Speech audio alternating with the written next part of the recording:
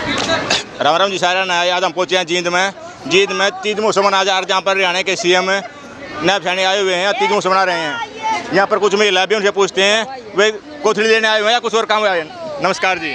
नमस्कार जी। कोथली लेने आ रहे हो क्या आज हमें जो इस नायब सैनी ने धोखे से या पब्लिक इकट्ठी कर बुला रखी झूठ बोलकर, इसका विरोध करने के लिए हम आशा वर्कर यूनियन हरियाणा के बैनर तले और जींद जिले के आशा वर्कर यहाँ पहुँची हैं और मिड डे मील वाले भी, जो ये लगातार आशा वर्करों के साथ धोखेबाजी कर रहा है। हमारा 73 दिन आंदोलन चला।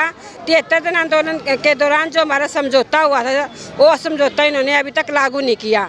हम इसको बताना चाहते हैं कि ये झूठ बोल कर ना ये महिलाएं यार इकट्ठी कर रखी हैं। आंगनवाड़ी वर्कर भी महिलाएं हैं, आशा वर्कर भी महिलाएं हैं, मिड डे मील वाली वर्कर भी महिलाएं हैं, और अब ये NHM के कर्मचारी बैठे हैं, ये भी हैं।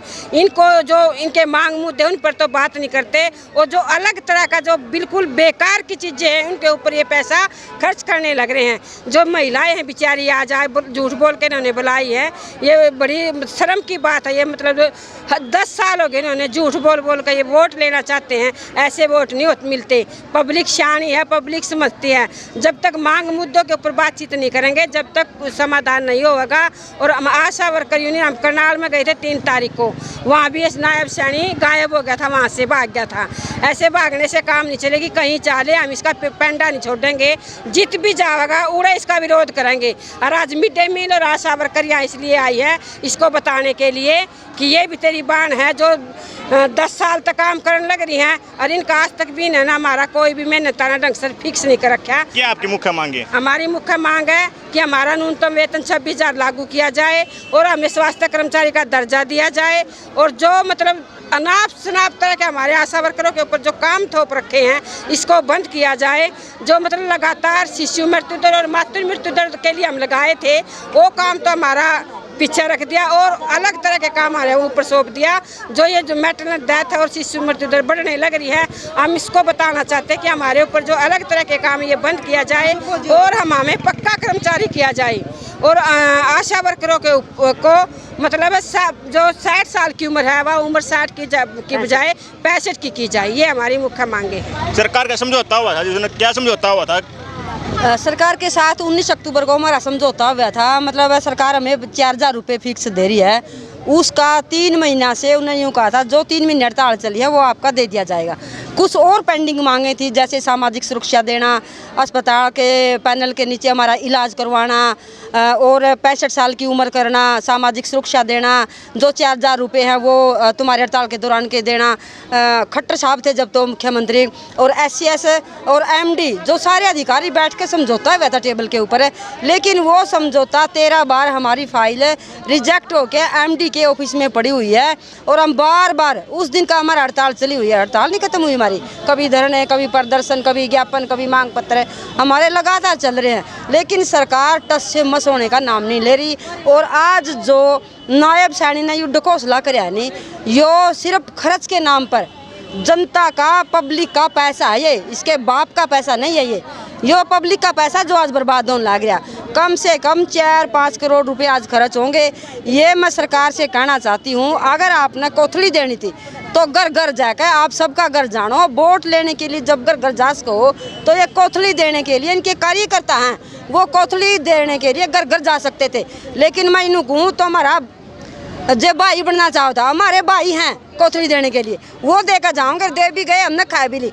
और उस कोथली में क्या देवा है? 4 पतासे और 4 लाडू।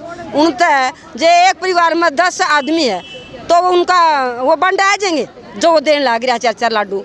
और वो भी एक घोषणा है स्वयं सहायता समूह की जो महिलाएं हैं वो सरकार ने बना रखे हैं, इनके ग्रुप, उन पर दबाव डाला गया कि भी यहाँ आओ।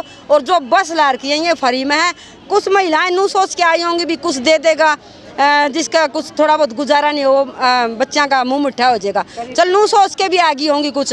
और जो सरकारी बस वहाँ पर खर्च करके आई हो, जो आम जनता आज कितनी परेशान हो रही होगी, वो जनता अड्डा का ऊपर खड़ी गाम मत पड़ लग रही है। और ये बसें सारी की सारी इकट्ठी करने लग रहे हैं। सरकार से मैं कहना चाहती हूँ, अगर सरकार कुछ करना चाहती है तो धरातल के ऊपर जो मुद्दे हैं, मांग मुद्दे, जो सरकार, जो आम जनता की समस्याएं हैं, बेरोजगारी है, शोषण के खिलाफ लड़ना है, जो रोजगार देने हैं आज के युवाओं को, वो सरकार इनको दे। और आशा वर्कर की जो पेंडिंग मांगे हैं उनके मांग मुद्दों पर बातचीत करे।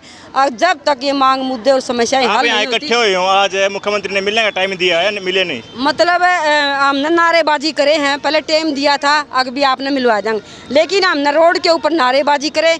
फिर जो पुलिस प्रशासन है, CID वाले लोग हमारे पास आए और उन्होंने समय तो दिया है, लेकिन समय का जब माना गया हमारे से बातचीत होगी, हमारे जो मांग मुद्दे उनके ऊपर थोड़ा बहुत है गौर करके उनका समाधान करेगा। अगर नायब सैनी ने हमारी बात नहीं सुनी तो हमने 3 अगस्त ने हम करनाल में गए थे। करनाल की जनता से इन्होंने वोट लेकर नायब सैनी मुख्यमंत्री बन गया। और उस मुख्यमंत्री के वोट लेके आज वो नू कवा है, करनाल के अंदर हम गए थे और ये वो नू कवा है कि भी मैं तो कुरुक्षेत्र में अपना टांडा टेरा ठहकर वहाँ चला गया। मैं उससे नू पूछना चाहती हूँ, वोट तो करनाल की जनता से लिए, कुरुक्षेत्र में के लेने गया हो? जनता पूछेगी आपसे। 2 महीना के बाद आप जनता के बीच में आओगे और उस जनता के बीच में आपसे ये पूछा जाएगा आप कुरुक्षेत्र में क्यों गए हो, क्या लेने के लिए गए हो। अगर कुरुक्षेत्र में जाना था तो कुरुक्षेत्र की जनता से वोट लेते। और आज अगर हमारे से बातचीत नहीं होती हमारे मांग मुद्दों पर, हम 14 तारीख को फिर कुरुक्षेत्र में भी जाएंगे और उस सैनिक